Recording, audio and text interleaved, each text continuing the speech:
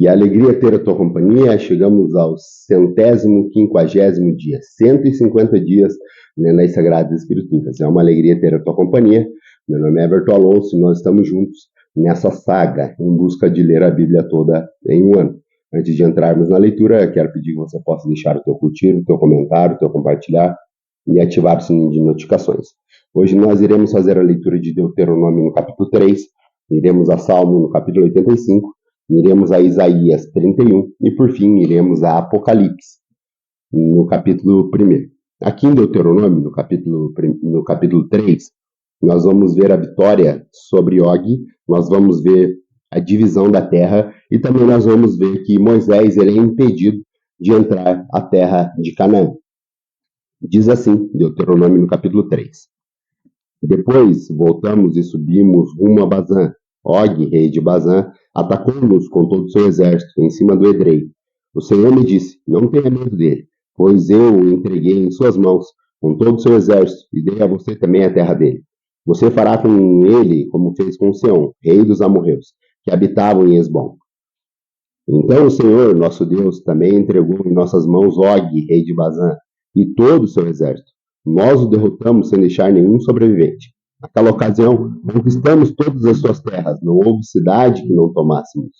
Foram 60 em toda a região de Argob, o rei de Og em Bazã, e todas elas eram fortificadas com muros altos, portas e trancas. Além delas, haviam muitas cidades sem muros. Nós a destruímos completamente. Também, tal como havíamos feito em Seom, rei de Esbom, destruindo todas as cidades, matando também os homens, as mulheres e as crianças. Mas os animais de todos os despojos das cidades tomamos como espólio de guerra. Foi assim que, naquela ocasião, tomamos desses dois reis amorreus o território do leste do Jordão, que vai desde o rio Arnon até o monte Hermon, abre parênteses. Os sidônios chamam Hermon de Sirion, e os amorreus chamam de Senir, fecha parênteses.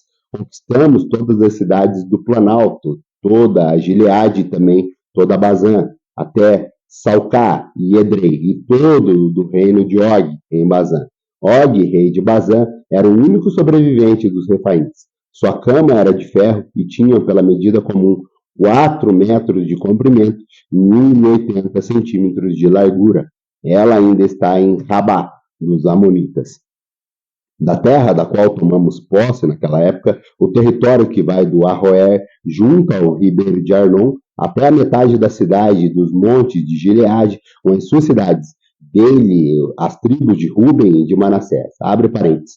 Toda a região do Argob em Baçã era conhecida no passado como a terra dos refaíns. Jair, um descendente de Manassés, conquistou toda a região do Argob até a fronteira dos Gessuritas e dos Macatitas. Essa região recebeu o nome de modo que até hoje Bazã é chamada do povoado de Jair. Fecha parênteses. E desde Gileade a Maquir, as tribos de Ruben e de Gade, a região que vai de Gileade até o ribeiro de Arnon. Abre parênteses. A fronteira passava bem no meio do vale, fecha parênteses, até o vale do Jaboque, na fronteira dos Amonitas. Deles também a Araba, tendo como fronteira o ocidente o Jordão, desde Quinerete até o mar Arabá, que é o mar salgado, abaixo da encosta das Pisga. Naquela ocasião, eu ordenei o seguinte a vocês: o Senhor, o Deus de vocês, deu essa terra para que dela tomem posse. Todos os guerreiros devem marchar à frente de seus irmãos israelitas, armados para a guerra. Deixem-me na cidade que dei a vocês as mulheres, as crianças e os grandes rebanhos, que eu sei que vocês possuem, até que o Senhor conceda descanso aos teus outros irmãos israelitas, como deu a vocês, e tomem eles posse da terra que o Senhor, o Deus de vocês, está dando a eles do outro lado do Jordão. Depois vocês poderão retornar, cada um à sua propriedade que recebeu. Naquela ocasião, também ordenei a Josué: você viu com seus próprios olhos tudo o que o Senhor, o Deus de vocês, fez com esses reis. Assim o Senhor fará com todos os reinos pelas quais vocês terão que passar. Não tenha medo deles. O Senhor, o seu Deus, é quem lutará por vocês. Naquela ocasião, implorei ao Senhor: ó soberano Senhor, tu começaste a mostrar aos teus servos a tua grandeza e a tua mão poderosa. Que Deus existe no céu ou na terra que possa realizar as tuas obras e os teus feitos poderosos? Deixe-me atravessar, eu te suplico, e ver a terra boa do outro lado do Jordão, a bela região montanhosa e o Líbano. Todavia, por causa de vocês, o Senhor irou-se contra mim e não quis me atender. Basta, ele disse. Não me fale mais sobre isso. Suba ao ponte mais alto do Pisga e olhe para o norte, para o sul, para o leste e para o oeste, e veja a terra com seus próprios olhos, pois você não atravessará o Jordão.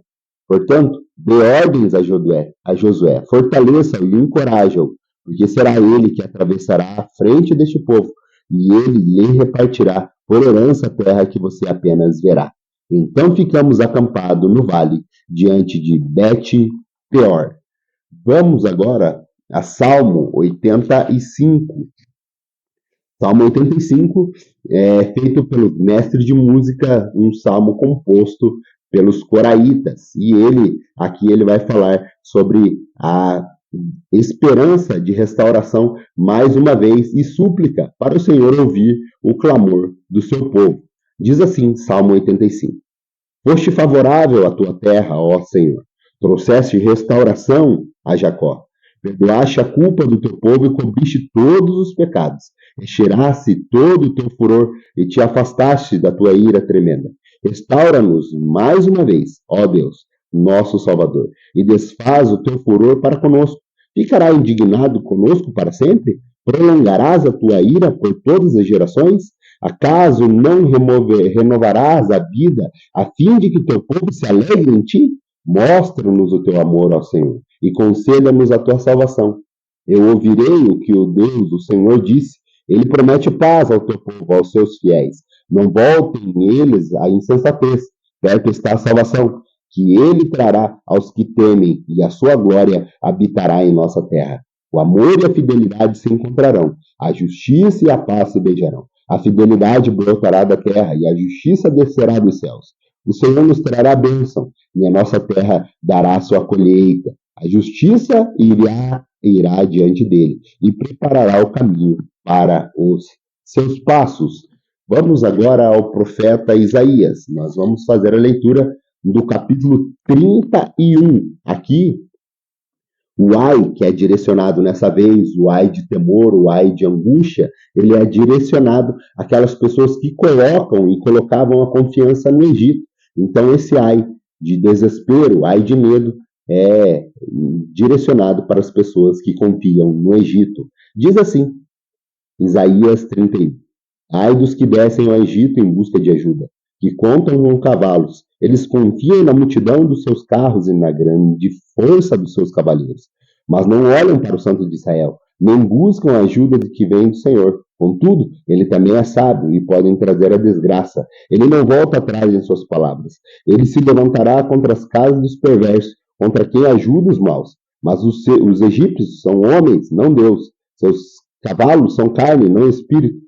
Quando o Senhor estender as mãos, aquele que ajuda tropeçará, e aquele que é ajudado cairá. Ambos perecerão juntos. Assim me diz o Senhor, assim como quando um leão grande, ruge ao lado da presa, e contra ele se junta um bando de pastores, ele não se intimida com o grito deles, e não se perturba com o seu clamor. Assim o Senhor dos Exércitos descerá para combater nas alturas do monte Sião.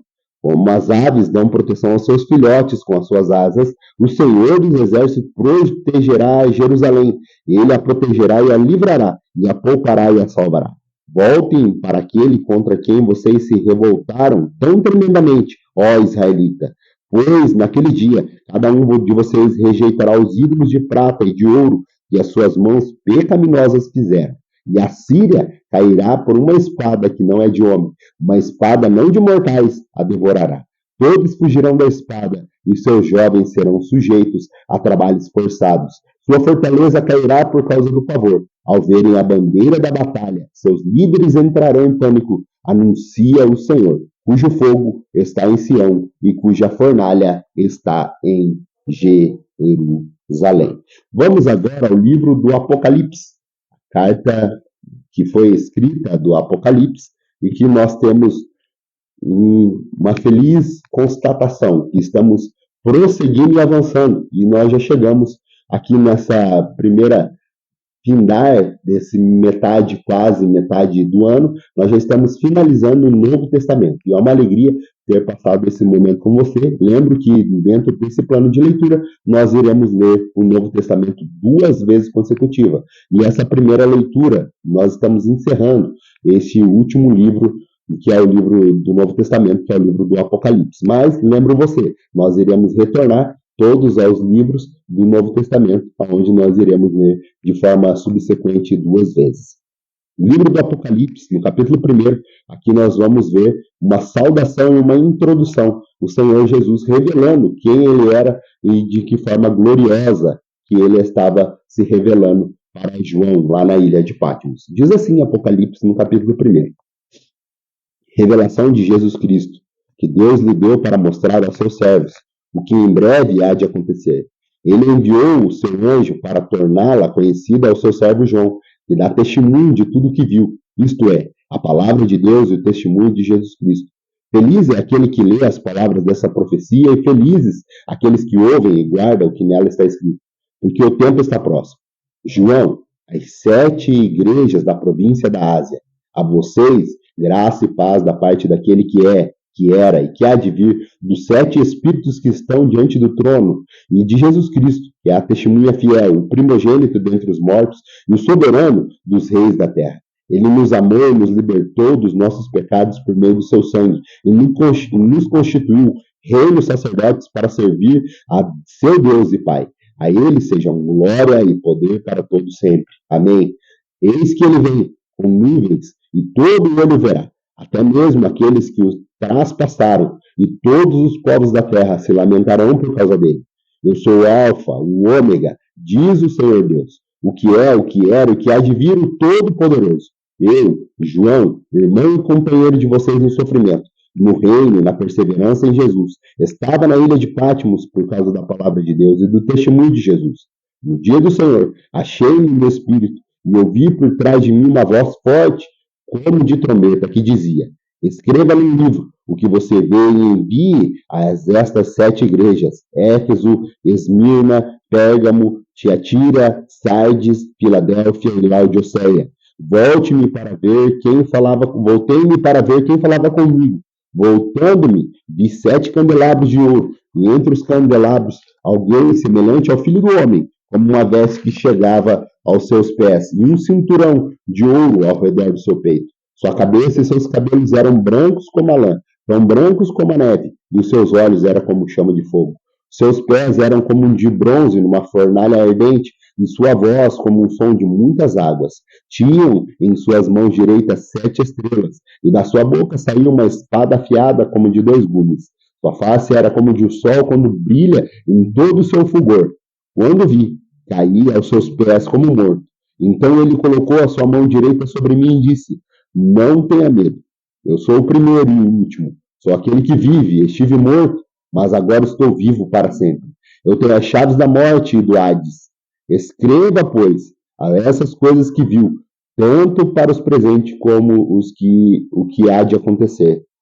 Este é o mistério das 7 estrelas que você viu em minha mão direita e dos 7 candelabros. As 7 estrelas são os anjos das 7 igrejas e os 7 candelabros são as 7 igrejas. Muito obrigado pela tua companhia. Aguardo você amanhã para mais um dia da nossa leitura bíblica. Até lá, se assim Deus nos permitir.